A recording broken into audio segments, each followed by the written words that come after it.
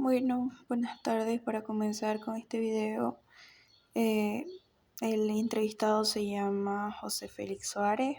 Va a hablar sobre la dictadura de Hugo Banzer Suárez, que en ese momento José Félix tenía 11 años y en todo el transcurso se relatan situaciones donde la gente debía guardar silencio y evitar hablar de política por miedo a ser secuestrado, asesinado. El padre del que habla fue exiliado a Chile, más de incluso del tiempo del que duró la dictadura, debido a amenazas relacionadas con el general. Y su primo hermano de su abuelo fue el que le advirtió para que su padre pueda huir. Y bueno, vamos a escuchar un poco de la entrevista que se le hizo al señor José Félix. Y aquí va. Dice, ¿recuerda situaciones en las que la gente tenía que guardar silencio o evitar hablar de política en ese tiempo? Sí, había. No se podía hablar de política porque lo secuestraban y lo mataban. ¿A su papá qué le A pasó? mi padre se lo llevaron, él se fue exiliado. ¿Se fue exiliado? Sí, porque mi padre, porque Tranquilo, nomás. En este momento tuvimos que cortar el audio, ya que José Félix tuvo muchos recuerdos, muchos sentimientos sobre este tiempo. Y vamos a proceder con la entrevista nuevamente. bueno, en ese tiempo no se podía vivir bien porque le cuidaban todo, no se podía hablar ni de la política. Mi papá se fue exiliado, huyó, porque lo llamaron a mi abuelo y porque mi abuelo era primo hermano de mi abuelo. Y lo llamó a mi abuelo y le dijo de que que se vaya a otro país mi padre porque lo iban a matar. Y se fue a Chile y vivió 11 años allá. Sí, porque 7 años duró la dictadura hasta que pasó, digamos. Claro, la gente dice que emociones predominaban en su entorno, era miedo, tensión. Todo era miedo, tensión. Incertidumbre. No vivías bien. Pasaban a 9 de la noche las patrullas, los tanques, y todo el mundo estaba durmiendo, nadie circulaba. Y no los mataban ahí. Los mataban. Mataban a la gente. Los mataban. Dice, ¿cómo se reflejaba el control militar o la presencia del Estado en la vida diaria? Bueno, la presencia militar ¿Cómo se reflejaba? Se reflejaba a cada rato. Uno no circulaba bien en la calle. Cada rato había militares. Todo, la militarizaron en ese tiempo. La militarizaron la plaza 24 de septiembre, no se podía nada. O sea, no podían vivir así tranquilo. No se podía vivir tranquilo porque todo era lo militar. Notó censura en la prensa, en la radio, en las conversaciones públicas. Exactamente. No había la prensa. No se podía. En ese tiempo había una radio en Santa Cruz que se llamaba La Willy Vende. La bombardearon la radio.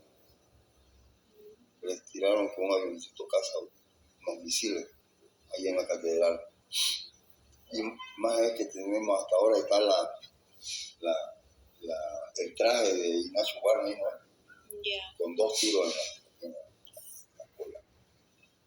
Uy. Yeah. Esta ya la respondió. ¿Cómo se percibía la relación entre ciudadanos y autoridades militares? Pues no, la gente no sepa, no charlaba mucho. No había tanta comunicación como ahora. No. Okay. ¿Qué efectos psicológicos dejó en usted o en su familia esa época? O sea, efectos psicológicos no tenía a mi padre, ¿no? Tanto tiempo. 11 años también. 15 años. Sí. Ya llegó mi padre cuando yo estaba bachiller en la UIA. 21, claro, 21 años ya tenía usted. ¿Existía desconfianza entre vecinos o temor a ser denunciado? No, nunca, porque más bien los vecinos nos apoyaban. Pero no conoció personas que resistieron o que intentaron expresar. Conocí, sí, de ahí de mi barrio. Los dirigentes del barrio era la resistencia porque no estaban de acuerdo con eso y ya uno de los dirigentes, una noche escuchamos unos tiros, lo mataron ahí en un kiosco que había en mi casa que venía pan. Ahí le tiraron 20 tiros. Le tiraron. ¿Por qué? ¿Por opinar diferente? Por opinar diferente al gobierno de Avance.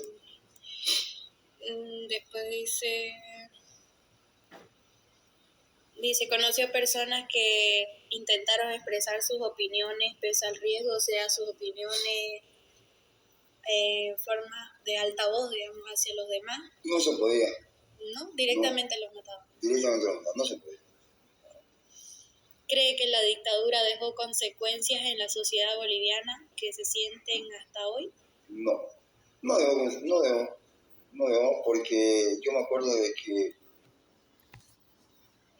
yo muchacho, a los 3, 4 días fuimos por ahí por la plaza, lo sacaban a los muertos ahí en la plaza de Caimanes, y donde lo llevarían a votar, pero más bien Santa Cruz se fortaleció más con la dictadura, que la gente mataba. Se fortaleció. Bastante. ¿Qué considera importante que las nuevas generaciones entiendan sobre el gobierno de Hugo Banzer? ¿Qué considera usted importante que deberíamos entender? De importancia, nada, porque fue una vida militar que llevamos, que el general plasmó para que el militar esté en la calle. No había nada. No hay nada importante que... ¿Desea agregar alguna experiencia o recuerdo adicional sobre ese periodo? Ninguna, ¿no? Porque vivir una vida así no era bonito. No era bonito. Eso. Bueno, y ahí vemos la entrevista. Costó mucho que esta persona quiera hablar un poco del tema, por eso las preguntas fueron mucha ayuda para recordar un poco. Se tomó tiempo para que él hable después de haber llorado. Sí, fue una época que le afectó más que todas las personas que sabían de política, que estaban más enfocados en la política.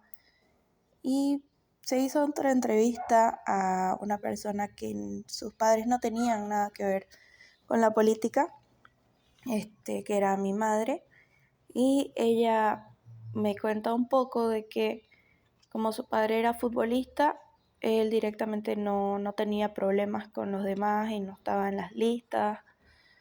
Entonces, por el lado de ella no hubo problemas. Ella era una persona adulada, se enfocaba más en su mundo, ¿no? Era pequeña, tenía 9 años, entonces no sintió tanto todo este proceso. Y gracias.